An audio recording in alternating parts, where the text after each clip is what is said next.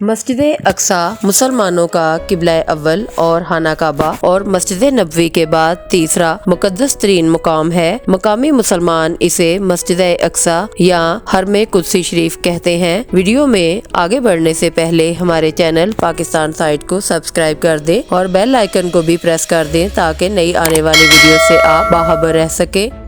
Pakistan site کی videos میں آپ کو خوش آمدید کہتے ہیں۔ یہ مسجد یروشلم میں واقع ہے جس پر اسرائیل کا قبضہ ہے۔ یہ یروشلم کی سب سے بڑی مسجد ہے جس میں 5000 نمازیوں کی گنجائش ہے، جبکہ مسجد کے صحن میں بھی ہزاروں افراد نماز ادا کر سکتے ہیں۔ حضرت محمد صلی اللہ علیہ وآلہ وسلم سفر معراج کے دوران مسجد حرام سے یہاں پہنچے تھے اور مسجد اقصی میں تمام انبیاء کی نماز کی امامت کرنے کے بعد براق کے ذریعے 7 آسمانوں کے سفر پر روانہ ہوئے۔ قرآن مجید کی سورہ الاسراء میں اللہ تعالیٰ نے اس مسجد کا ذکر ان الفاظ میں کیا ہے: پاک ہے وہ ذات جو اپنے بندے کو رات ہی رات میں مسجد حرام سے مسجد اقصی لے گئی، جس کے آس پاس ہم نے برکت دے رکھی ہے اس لیے کہ ہم اسے اپنی قدرت کے بعض نمونے دکھائیں۔ یقیناً اللہ تعالیٰ ہی خوب سننے والا اور دیکھنے والا ہے۔ احادیث کے مطابق دنیا میں صرف 3 مسجدوں کی جانب سفر کرنا باعث برکت ہے، جن میں مسجد حرام، مسجد اقصی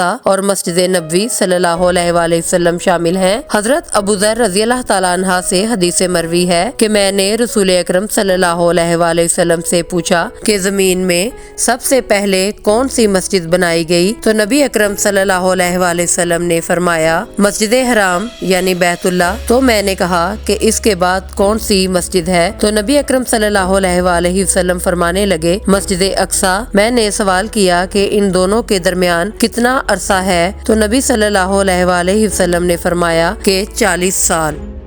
مسجد اقصی مسلمانوں کا قبلہ اول ہے اور معراج میں نماز کی فرضیت 16 سے 17 ماہ تک مسلمان مسجد اقصی کی جانب رخ کر کے ہی نماز ادا کرتے تھے۔ پھر تحویل قبلہ کا حکم آنے کے بعد مسلمانوں کا قبلہ خانہ کعبہ ہو گیا۔ حضرت عمر فاروق رضی اللہ تعالیٰ عنہ کے دور میں مسلمانوں نے بیت المقدس فتح کیا تو حضرت عمر رضی اللہ تعالیٰ عنہ نے شہر سے روانگی کے وقت صخرہ اور براق باندھنے کی جگہ کے قریب مسجد تعمیر کرنے کا حکم دیا، جہاں انہوں نے اپنے ہمراہیوں سمیت نماز ادا کی تھی۔ مسجد اقصی سے بالکل قریب ہونے کی وجہ سے یہی مسجد بعد میں مسجد اقصی کہلائی۔ اس دور میں بہت سے صحابہ نے تبلیغ اسلام اور اشاعت دین کی خاطر بیت المقدس میں اقامت اختیار کی تھی۔ مسجد اقصی کا بانی حضرت یعقوب علیہ السلام کو مانا جاتا ہے اور اس کی تجدید حضرت سلیمان علیہ السلام نے کی۔ بعد میں خلیفہ عبد الملک بن مروان نے مسجد اقصی کی تعمیر شروع کروائی، جو کہ خلیفہ ولید بن عبد الملک نے اس کی تعمیر مکمل کی اور اس کی تزئین و آرائش کی۔ عباسی خلیفہ ابو جعفر منصور نے بھی اس مسجد کی مرمت کروائی۔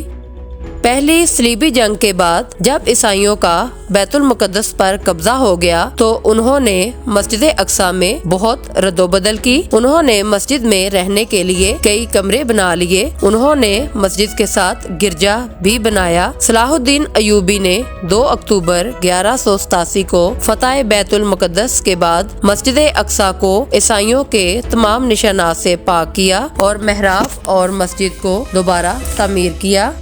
بیت المقدس 1 اگست 1967 کو اسرائیلی قبضے میں چلا گیا، جو آج تک جاری ہے۔ اگست 1969 کو ایک آسٹریلوی یہودی مردود ڈینس مائیکل نے قبلہ اول کو آگ لگا دی، جس سے مسجد اقصی 3 گھنٹے تک آگ کی لپیٹ میں رہی اور جنوب مشرقی جانب عین قبلہ کی طرف کا بڑا حصہ گر پڑا۔ محراب میں موجود ممبر بھی نذر آتش ہو گیا، جسے صلاح الدین ایوبی نے فتح بیت المقدس کے بعد نصب کیا گیا تھا۔ صلاح الدین ایوبی نے قبلہ اول کی آزادی کے لیے تقریباً 16 جنگیں لڑیں اور ہر جنگ کے دوران وہ اس ممبر کو اپنے ساتھ رکھتے تھے تاکہ فتح ہونے کے بعد اس کو مسجد میں نصب کریں۔ اس المناک واقعے کے بعد خواب غفلت میں ڈوبی ہوئی امت مسلمہ کی आंख एक लम्हे के लिए बेदार हुई और सानहे के तकरीबन एक हफ्ते के बाद इस्लामी ममालिक ने मोतमर आलम इस्लामी यानी कि OEC कायम कर दी। यहूदी इस मस्जिद को हैकल सुलेमानी की जगह तामीर करदा इबादतगाह समझते हैं और इसे गिरा कर दोबारा हैकल सुलेमानी तामीर करना चाहते हैं। हालांकि वो कभी भी बजरिया दलील इस बात को साबित नहीं कर सके कि हैकल सुलेमानी यहीं तामीर था। इसी के साथ ही अपनी वीडियो का अख्ताम करते हैं। मिलते हैं इसी तरह की किसी और मालूमाती वीडियो में। तब तक के लिए अल्लाह हाफिज़।